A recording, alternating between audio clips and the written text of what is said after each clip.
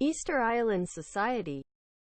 Easter Island is a small, remote island in the Pacific Ocean, though it once was home to a flourishing society.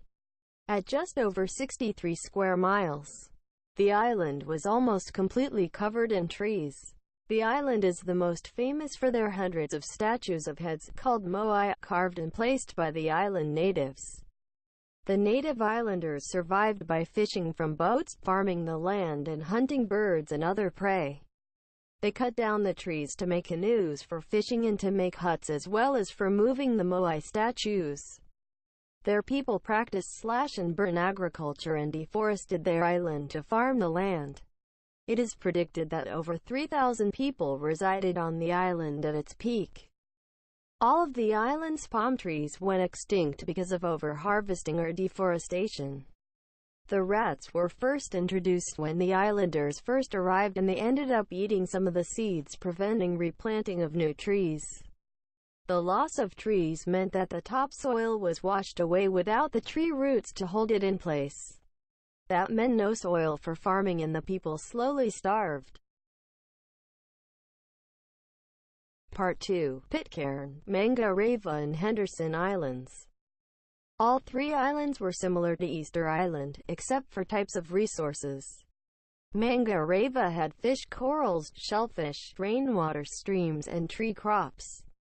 Pitcairn had sharp volcanic glass, basalt, rainwater streams, and palm trees. Henderson had limestone, small trees, crustaceans, many types of birds, and rich soil for crops. It was the least plentiful in resources, and few people lived there. When the islanders ran out of trees, they couldn't make boats anymore, so they couldn't trade resources and exchange people. This led to interbreeding and starvation because they couldn't get the resources they didn't have enough of and trade the resources they had too much of. Part 3. The ancient Anasazi. The Anasazi is famous for their ancient cliff dwellings. This ancient Native American tribe was located in the modern-day Four Corners States region. Modern Native Americans believe they moved to the cliffs because of drought. Their primary source of food was corn. The Anasazi were short. Guys were around 5 feet 4 inches and women were around 5 feet. Chaco Canyon was the center of the Anasazi civilization. Around 850 AD, Anasazi settlers came to Chaco Canyon and built multi-story homes called great houses.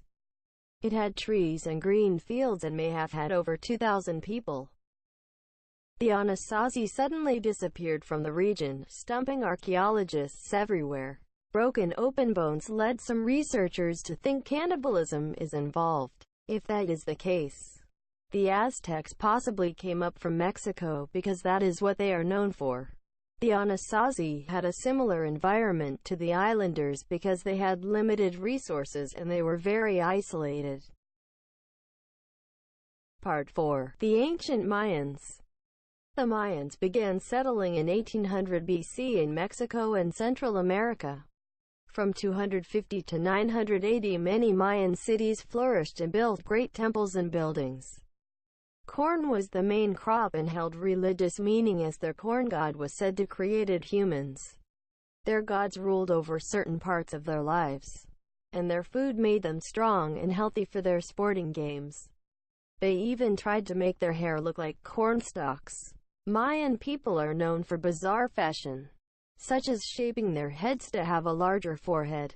Many city-states battled over territory frequently. The Mayan Empire was considered one of the most advanced civilizations in the Americas before the Spanish conquest. Researchers don't know for sure what the main cause of the collapse of the empire was. Overpopulation and overuse of the land, endemic warfare, and drought are the most popular theories. Each city died off one by one, some lasting longer than others. They were said to have depleted their resources around them somehow, and slowly died. Although most of the cities died off, some small villages survived until the Spanish invaders came. Part 5. Greenland Vikings. The Vikings came to the southern tip in 800 AD from Iceland and Norway. When they got there, it was pretty warm. At first, the Vikings thought that they were alone, but made contact with the natives that lived in the north eventually. The peak of their population was around 6,000 people. Boats went back and forth from other countries and they exported all the food they could spare. The world went through a mini ice age in the late 14th and 15th centuries. The Ice Age brought a much longer winter and the people had little food to eat because the ground was covered in snow. Researchers have found that the Vikings tried to turn to the sea for all of their food and ate lots of fish before their population died out. Thanks for watching.